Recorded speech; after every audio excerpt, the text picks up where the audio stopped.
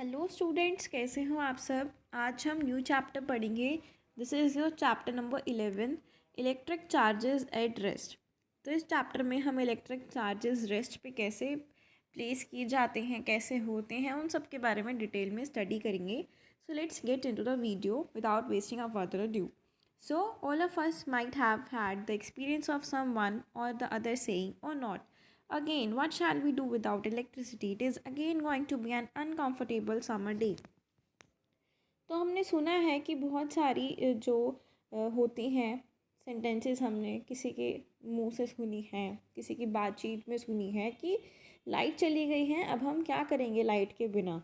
So it is again to be an uncomfortable summer day. तो uncomfortable summer day, summer means गर्मियों का time है, और अगर लाइट नहीं होगी तो फ़ैन नहीं चलेगा, और फ़ैन नहीं चलेगा तो हमें गर्मी लगेगी। ठीक है। So remarks like this indicates the importance of electricity in our day-to-day life. If we look around us, we find that electricity plays a very vital role in our life. तो हम अपनी डेली लाइफ में देखते हैं कि electricity हमारी life में बहुत एक इम्पॉर्टेंट रोल प्ले करती है. The electric bulbs, tube lights and LEDs that light up our homes and streets at night, the fans that cool us during hot summer days, the refrigerator that cools our food items and keeps them fresh, radio and television that educate and entertain us, and the metro trains that help people commute from one place to another. All these and so many other devices and appliances need electricity for their working. So इसका क्या मतलब है कि importance होती है electricity की हमारी day to day life में। अगर हम देखें कि जो इलेक्ट्रिक बल्ब्स होती हैं, ट्यूब लाइट्स होती हैं, एलईडीज़ होती हैं, वो हमारे होम को लाइट अप कर देती हैं। ठीक है। और स्ट्रीट्स को लाइट अप कर देती हैं नाइट टाइम पे। फ़ैन समर डेज़ में हमें कूलिंग का एहसास दिलाते हैं। जब जो रेफ्रिजरेटर होता है वो हमारे फूड आइटम्स को कूल रखता है, उनको फ्रेश रखता है। रेडियो टेलीविज़न हमें एंटरटेनमेंट के लिए यूज़फुल होते हैं। मेट्रो ट्रेन्स जो पीपल को कम्यूट करने में हेल्प करती हैं, आना जाने में हेल्प करती हैं।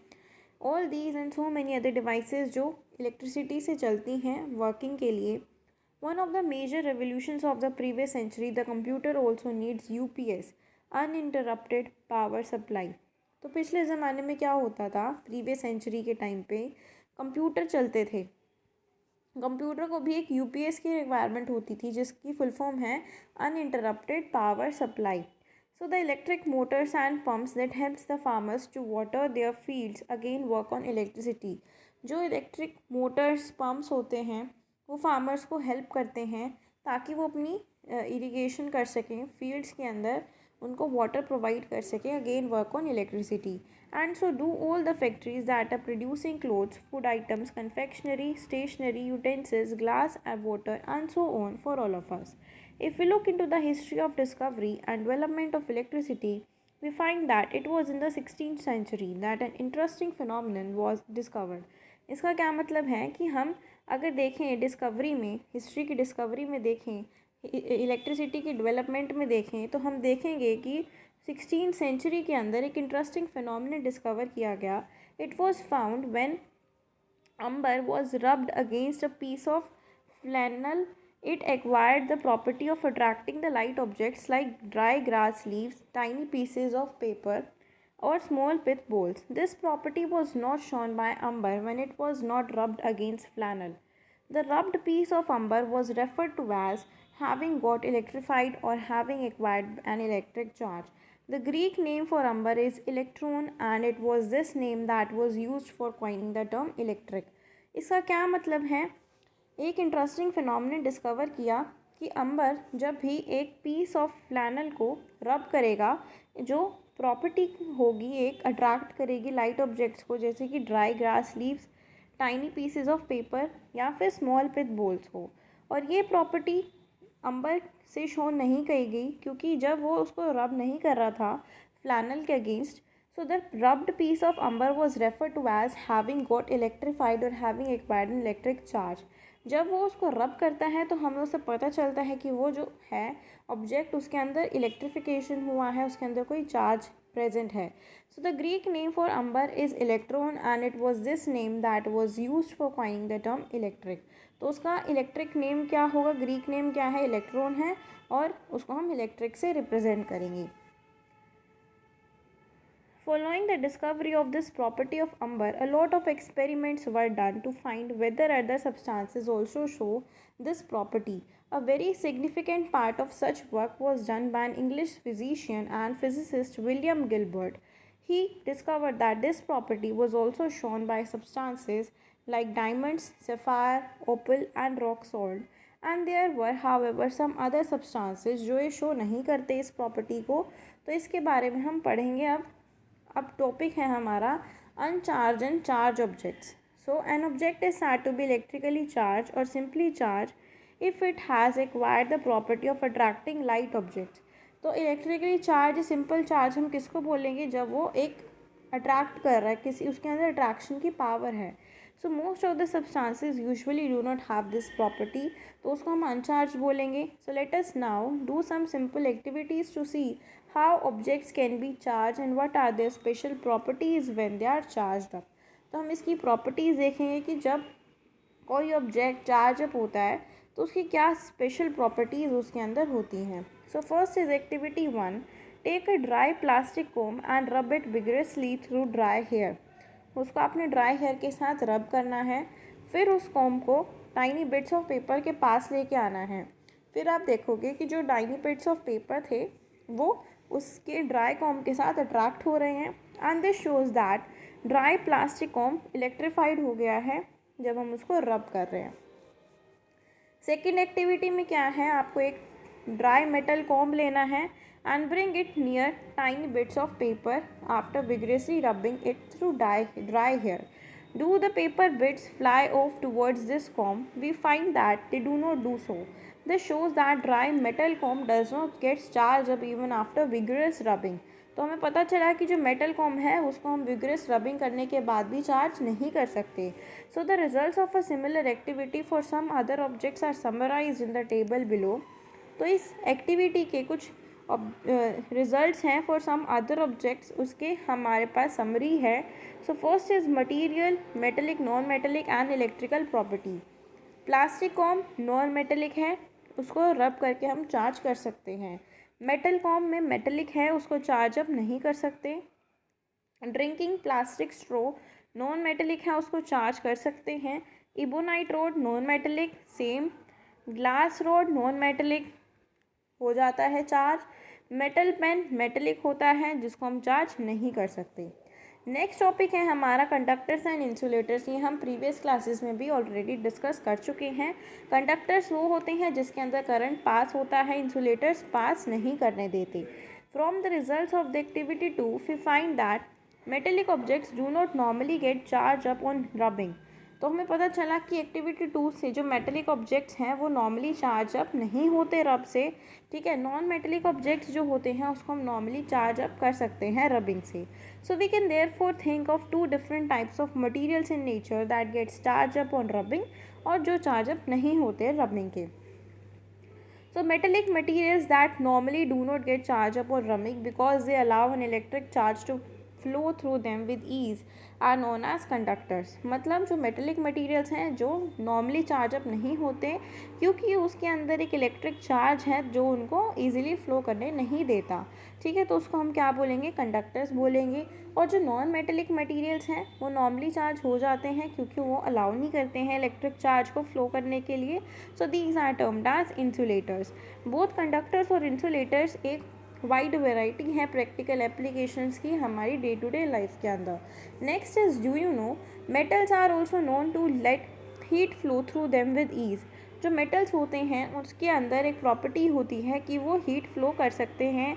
And we may thus say that good conductors of heat are also good conductors of electricity and vice versa. Kinds of changes in nature. तो अब नेचर के अंदर देखते हैं कि चार्जेस कैसे प्रेजेंट होते हैं. Most of the early experiments on study of properties of charge objects were done by using ebonite rods rubbed against flannel and glass roll rubbed against silk. So these gave us very useful and interesting information about their properties. Let us perform some activities to learn about these properties. So activity है हमारे इस topic के base पे 2 ebonite roads लेनी है, 2 glass rod लेनी है, 2 stands और थ्रेड लेना है. फिर उनको सस्पेंड करना है and one of the glass rods from each of the 2 stands. Charge up each of the 2 suspended rods by rubbing them vigorously against flannel and silk respectively. उनको rub करना है. Now take the another ebonite rod and charge it up also by vigorous rubbing. उसको भी vigorous rubbing से rub करना है. Bring this charged ebonite rod near the suspended charged ebonite rod. You will find that कि जो suspended ebonite rod थी वो move away शुरू हो जाएगी उस चार्ज इबोनाइट रोड से. ठीक है, तो ऐसा क्यों होगा? ये जो इबोनाइट रोड थी ये इससे अवे जाना शुरू करेगी. So now take the charge ebonite rod towards the suspended glass rod. फिर यू विल फाइंड दैट जो ग्लास रोड है वो उससे अट्रैक्ट होगी, वो उसके पास जाएगी. ये इसमें रिपेल हो रहा है और इसमें अट्रैक्ट हो रहा है. Repeat these observations by charging up the other glass rod. When you bring it in turn near the suspended ebonite and glass rods, you find that the suspended charged glass rod move away from the charged glass rod held in the hand. वो उससे repel करेगी, ऐसे है तो वो ऐसे जाएगी. लेकिन जो सस्पेंडेड चार्ज इबोनाइट रोड है वो ग्लास रोड के साथ अट्रैक्ट करेगी. अगर वो इधर आ रही है तो वो उसके पास जाएगी. ठीक है, अब हम सेकंड हमारा जो नेक्स्ट टॉपिक है like and unlike charges. From the above observations हमें पता चला कि जो चार्ज ऑब्जेक्ट है वो एक फोर्स को एक्सर्ट करता है नॉट ओनली अनचार्ज ऑब्जेक्ट्स के ऊपर but also on the charge objects के ऑल्सो ऊपर. ठीक है, सो जैसे कि small pieces of dry paper. The force exerted by a charged object on another charged object is a force of repulsion when the two charged objects are similar in nature. जब similar होंगे nature में तो repulsion होती है. attraction जब होती है जब वो दोनों different होते हैं. because of this difference in their behavior, जिससे हम कह सकते हैं कि opposite kinds of charges in nature, we can also say that like charges repel each other, लेकिन जो unlike charges होते हैं वो attract करते हैं. नेक्स्ट टॉपिक है positive and negative charges. Early experiments में क्या कहा गया था कि 2 काइंड्स के चार्जेस होते हैं नेचर के अंदर जो एक दूसरे से अपोजिट होते हैं, तो उसको हम कहते हैं एक को पॉजिटिव चार्ज, एक को negative charge. It was Benjamin Franklin जिसको उन्होंने नाम दिया कि चार्ज जो है प्रोड्यूस होता है ग्लास रोड के ऊपर. जब हम उसको सिल्क के अगेंस्ट रब करते हैं तो वो पॉजिटिव चार्ज का काम करता है, और जब इबोनाइट रोड को हम फ्लैनल के अगेंस्ट करेंगे रब तो वो नेगेटिव चार्ज का काम करेगा. So we now use this classification along with the basic rule like charges repel each other and unlike charges attract each other to decide the nature of an unknown charge. तो unknown charge हमारा क्या होगा? Positive होगा अगर वो repel कर रहा है. ठीक है, और अगर वो नेगेटिव होगा तो it is attracted by the glass rod. So next topic is charges are produced in pairs. जो चार्जेस होते हैं वो पेयर के अंदर प्रोड्यूस किए जाते हैं. As we already know that ebonite rod जो है वो नेगेटिवली चार्ज होती है जब हम उसको फ्लैनल के अगेंस्ट रब करते हैं. अ पीस ऑफ थर्माकोल और drinking straw gets charge up when it is rubbed against paper. Plastic scale gets charged up when it rubbed against a piece of woolen cloth or flannel. So we can test the charge up nature of all these objects by using them to pick up small pieces of paper or dry grass. तो हम इसे charge up nature कह सकते हैं इन objects का. So what about the rubbing objects, the piece of flannel, paper or woolen cloth in all these cases? तो जिस पे हम rub कर रहे हैं उनका क्या काम है? So we find that they also gets charged up. हमने देखा कि वो भी चार्ज हो रहे हैं. So thus rubbing the piece of flannel, paper और woollen cloth can also attract tiny pieces of paper और dry grass. So we can therefore say that when 2 objects are rubbed against each other they both gets charge up. तो हमें पता चला जब हम 2 objects को रब करते हैं एक दूसरे के अगेंस्ट तो वो दोनों क्या हो जाते हैं? चार्ज हो जाते हैं. ठीक है, so there is however an interesting feature of these 2 charge up objects. If they are simultaneously brought near tiny pieces of paper, the combination does not attract. तो combination attract नहीं करेगा. So the combination therefore behaves like an uncharged object. Why? This can happen if the two objects carry equal but opposite charges. We can therefore say that when two objects are rubbed against each other, they both get charged up with equal and opposite amounts of charges. In other words, charges are always produced in pairs. इस line का क्या मतलब है? हमें इसका एक interesting feature पता चला चार्ज अप ऑब्जेक्ट्स का, जब साइमल्टेनियसली हम उनको टाइनी पीसेस ऑफ पेपर के पास लेके आते हैं तो कॉम्बिनेशन अट्रैक्ट नहीं होता है टूवर्ड्स देम. सो कॉम्बिनेशन वो अनचार्ज ऑब्जेक्ट्स की तरह काम करता है. ऐसा क्यों होता है? ऐसा इसलिए होता है कि जब टू ऑब्जेक्ट्स को हम इक्वल लेकिन अपोजिट चार्जेस दे रहे हैं, सो वी कैन देयरफॉर से कि जो दो ऑब्जेक्ट्स हैं वो एक दूसरे के अगेंस्ट रब हुए हैं. So they both get charge up with equal and opposite amount of charges. तो इससे हमें पता चला कि जो दो ऑब्जेक्ट्स थे जो हमने उनको रब किया था, उन दोनों में इक्वल और अपोजिट चार्ज है. Equal and opposite charge is present. तो इससे हमें ये पता चला कि जो चार्जेस हैं वो हमेशा पेयर्स में होते हैं. मीन्स या तो इसका मतलब ये है कि एक तो पॉजिटिव होगा और सेकंड वाला हमेशा नेगेटिव होगा. तो इसका मतलब है कि ये हमेशा पेयर्स में होंगे. ठीक है. नेक्स्ट टॉपिक है earthing. Suppose a negatively charge object is put in contact with the earth. मान लो एक नेगेटिव चार्ज ऑब्जेक्ट है, उसको हमने अर्थ के कॉन्टैक्ट में रख दिया. So this contact can be brought about either by metallic wire और इवन बाय टचिंग इट. तो ये या तो मेटेलिक वायर से कर सकते हैं या फिर उसको टचिंग से भी कर सकते हैं. Warning, touch a charge object only if it is safe to do so. The extra charge present on the object can then move on into the earth. जो extra charge उस object के ऊपर present होगा वो earth के अंदर चला जाएगा. And the object on losing the extra charge becomes an uncharged object. तो जो extra charge उस object के ऊपर present था वो कहाँ चला गया? वो तो earth के अंदर चला गया. और वो जो object बचा वो क्या रह गया? Uncharged object. उसके पास कोई charge ही नहीं है.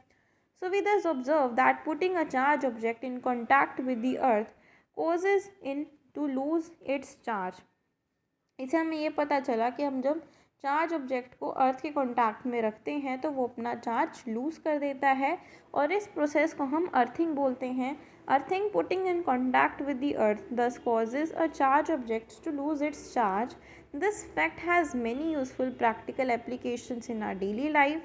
We always earth the metallic body of all the electrical appliances and devices that we use in practice. तो हम हमेशा अपनी डे टू डे लाइफ में इस प्रैक्टिस को यूज़ करते हैं. क्या करते हैं?